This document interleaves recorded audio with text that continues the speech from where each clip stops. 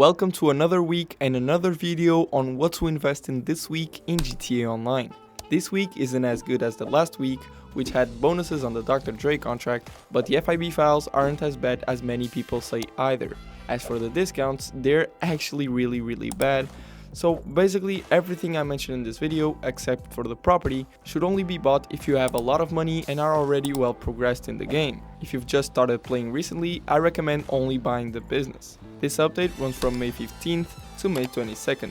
Leave a like, consider joining the family, and let's dive in. Starting with the property discount, as I mentioned, we have the Garment Factory at 30% off, bringing the price down to just $1,645,000, which is a very good deal, especially considering you don't need to buy any upgrades or renovations to unlock all the features the Garment Factory offers. It comes with a passive income safe, which this week is paying double money. It's actually the worst passive income in the game, but hey, it's still a passive income. It generates between $3,000 and $4,000 per in-game day this week. It also includes personal quarters, meaning you can set your spawn point there. Downstairs, there's a weapon workshop where you can customize and upgrade your weapons, including converting them into their Mark II variants, so it really comes in handy. You also get a terabyte storage space. Here you can customize it and access new upgrades that weren't available before the Agents of Sabotage DLC and can't be found anywhere else. These include the collectible scanner, which helps you locate collectibles, although is extremely expensive, the silent running, which makes you invisible on the map, but only when you're stationary, the missile lock-on jammer, which prevents anyone from locking onto your vehicle with homing missiles, and the master control terminal, which lets you manage most of your businesses via the touchscreen in the back of your terabyte. The Garment Factory also has a basement garage with 10 vehicle slots, along with a fast travel feature that lets you travel to 5 different locations on the map. It's an interesting feature, but let's be honest, you'll barely use it. Now, the main money-making method with the Garment Factory is through FIB files. There are 4 different types of these files, which pay around $150,000 or $300,000 this week, thanks to the bonus. One of these files is marked as a priority file, which pays double, so this week it's paying 4 times money, but you can only complete it once. Each FIB file consists of 3 setup missions, and they are all very simple and quick to complete. Each prep takes about 5 minutes, and the finale usually takes around 10 to 15 minutes, so you're looking at around 25 to 30 minutes to complete a full file. Each file also has 3 optional challenges, and if you complete them, you earn an extra $50,000. That means a $300,000 file becomes $350,000, and the priority file, which will be $600K, becomes $650K. So on average, you can make a little over $700,000 per hour with this business this week, not even counting the one-time bonus payout from the priority file, which is basically worth a full hour's grind by itself. The missions are fun, fast-paced, and a great way to break the grind. If you're not patient or simply don't enjoy the missions, I still recommend at least completing the priority file this week. It's really worth it. Our first vehicle this week is the Karin Sultan RS Classic, available on Southern San Andreas Super Autos for $1,252,000 or $939,000 with the trade price this week. Its default price is a little bit on the high side for what you're getting, but this week it's actually a fair deal, especially with the trade price. Starting with customization, this car really stands out. It has an insane number of customization options. Honestly, one of the most customizable cars I've ever worked on. You can slam this thing right to the ground with suspension upgrades, which looks really cool and aggressive. So in terms of customization, it's a 10 out of 10. If you're looking for a car with tons of mod options, this is an amazing purchase this week. Performance-wise, once fully upgraded, the acceleration is crazy good, almost instant off the line, which honestly surprised me for a vehicle like this. The handling is a bit odd. It feels different from most cars. It tends to slide slightly in turns, but at the same time snaps back quickly, which makes it hard to describe. It's not necessarily a bad handling, it might actually suit your style, but after driving it for a bit, you do get used to it. Top speed isn't its strong point, but it's decent.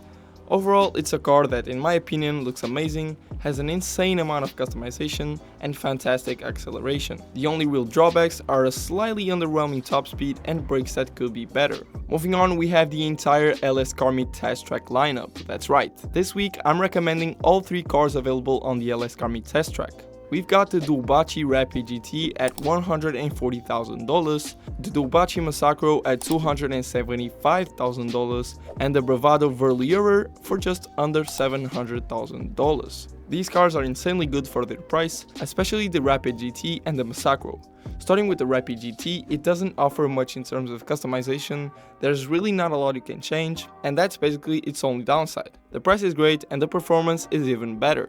Despite costing less than 150k, this car has decent acceleration and an insane top speed. I believe it's actually faster than the other two, or at least it feels like, and it's much cheaper. It's not the best looking car out there, but for that price, it's absolutely worth it. No matter what you think about the car, you're not risking much by picking it up. Moving on to the Massacro, it's also well priced, and offers a lot more customization compared to the Rapid GT, though still nothing groundbreaking. In terms of performance, it's solid overall. Good speed, handling, and acceleration for the price. I have this car with delivery because it came with one when I bought it and you can't remove it, but honestly I think the car looks fantastic with or without delivery. And finally, the most expensive of the three, the Bravado Verlierer. Correct me if I'm wrong in the comments. This one is quite a bit more expensive, its design is a bit odd and personally I'm not a big fan of how it looks. It also doesn't have much customization, just a few very basic options. Performance wise it's good, but if you compare it to the Rapid GT, you would expect a lot more for the price. Don't get me wrong, it's not bad. The Rapid GT is just surprisingly strong. The Verlierer does have great handling as well as solid brakes and acceleration, and it also sounds absolutely amazing. Overall, all three are very good, and I really feel like people are sleeping on these cars. Moving on to honorable mentions, we don't have anything special from the websites this week, but we have the LS Car Meet Prize Ride, which is the Karin Hot Ring Evron. It's a good car, fun and cool to drive. All you need to do to win is place top 3 in any LS Car Meet race for 4 days in a row, so it's actually pretty easy, definitely worth trying. The podium vehicle at the Diamond Casino this week is the Annis ZR350. It's a good car and it can also be upgraded with drift tuning, so it's definitely worth spinning the wheel this week in GT Online to try your luck. Moving on to this weekly recap, we have double money and RP on the FIB Files finales, drift races and hunting pack, as well as double money on the Garment Factory wall safe. At the gun van this week, we've got the homing launcher and grenade launcher for free, the Strickler stun gun precision rifle at 30% off, the heavy rifle which is 40% off for GTA Plus members, along with the knuckle buster. For throwbows, we've got proximity mines, tear gas and grenades all 30% off, and all the armor is also 30% off. This week's regular time trial is Fort Zancudo, the HSW time trial is Pacific Bluffs, the RC Bandido time trial is Richard's Majestic, and the Junk Energy time trial is Mount Chiliad. In the Garment Factory, all the files are paying out double, but the priority file is paying 4 times money. In the salvage yard, none of the vehicles are collectible, but we've got the Albany Hermes for completing the cargo ship robbery, the Abe Omnis for completing the McTony robbery, and the Pfister Comet S2 Cabrio for completing the podium robbery. At Simeon's showroom, we've got the Vapid Retinue, Guare Stinger, Ines Stafford, Nagasaki Hot Rod Blazer, and the Ocelot Lynx. And finally, at Luxury Autos, we have the Declassy Yosemite 1500 and the Canis Castigator. A mid-tier week in terms of money making. Of course we can compare it to last week, which was 4 or 5 times better, but yeah, as for discounts, nothing too exciting, but there were still a few decent peaks. If you enjoyed the video, drop a like, consider subscribing, and as always, I'll see you in the next one.